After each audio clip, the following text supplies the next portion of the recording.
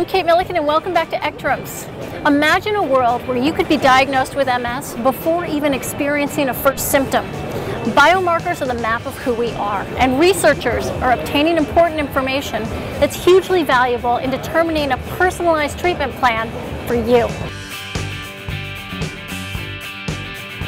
A biomarker would be, in effect, the holy grail to MS, since it would be a quick and easy way of determining whether the disease is marching on or is under control. And a biomarker is something that you measure that is intricately related to the disease you're looking at.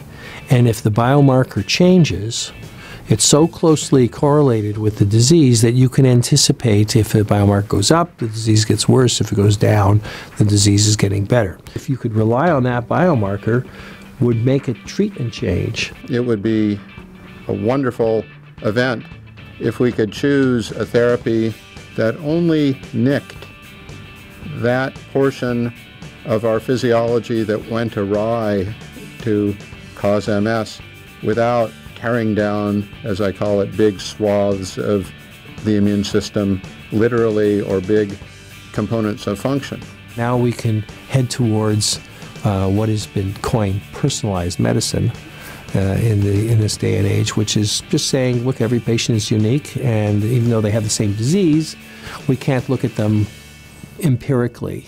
Now that we know what are the genetic determinants to MS susceptibility, the next frontier will be how to make sense of those statistical associations. I'm part of the International Multiple Sclerosis Genetics Consortium, and we as a group have recently published a paper showing the results of the largest genome-wide association study ever done in any complex disease. The result was that we're going from 1 to 2 to 50 genes associated with multiple sclerosis.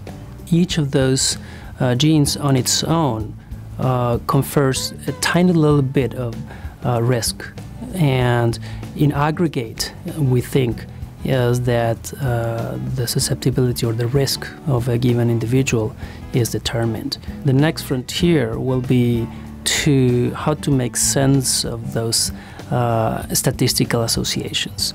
We know that MS has a genetic component. What we also know is that it's not absolute. What it's going to take perhaps is a concerted effort between the biologists, the immunologists, the neuroscientists, and the geneticists to bring this to the next level. If you were a person who was newly diagnosed with MS and one of the options was, we can offer you beta interferon. It's been around for 20 years. It's the drug with the widest usage and the most experience.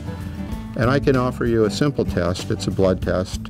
And I can give you the answer in 2 days. But it's only going to tell 1 out of 10 people that maybe it's not a good idea to take a beta interferon and to use something else. Would you want the test? And I think the answer is really simple. Everyone would want that test. Eventually, investigating the genome of a single individual will become economically feasible, and in a couple of years from now we could be sequencing the complete genome of every patient, and that could help a clinician to determine whether that individual will progress at a certain rate, whether that individual will respond to a particular therapeutic drug, or another approach should be taken from the start. Tomorrow we'll take a look at the most recent findings about CCSVI. We'll see you then.